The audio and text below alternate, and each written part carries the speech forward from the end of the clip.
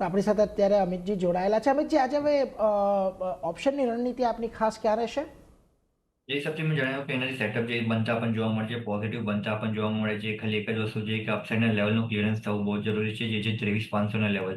23,500 ઉપર નીકળી જાય છે તો સ્ટેબલ બાઇંગ આપણને નિફ્ટીમાં જોવા મળી શકે છે. બટ કરન્ટલી આપણે જોશું તો પાછું એક નિફ્ટી ઇન્ટ્રાડે સપોર્ટ પર બી આવી ગયું છે. સાથે એક રિવર્સલની એક્સપેક્ટેશન છે. 23,270 એક સપોર્ટ બનતા પણ જોવા મળશે.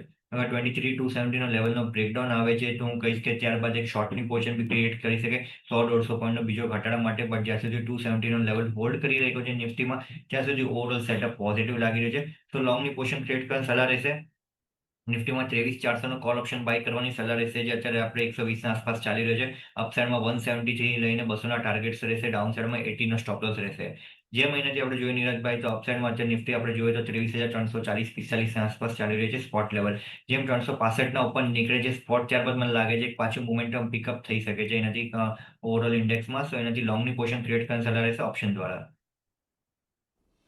એટલે જુઓ, અહીંયાથી ખાસ કરીને તમારે ધ્યાન રાખવાનું છે. લોંગની પોઝિશન ક્રિએટ કરી શકો છો નિફ્ટી પર ઓપ્શન દ્વારા. 23,400નો કોલ ઓપ્શન તમે અહીંયાથી ખરીદીને ચાલો. 123ની આજુબાજુ ચાલી રહ્યો છે, 120ની આજુબાજુ તમે ખરીદો.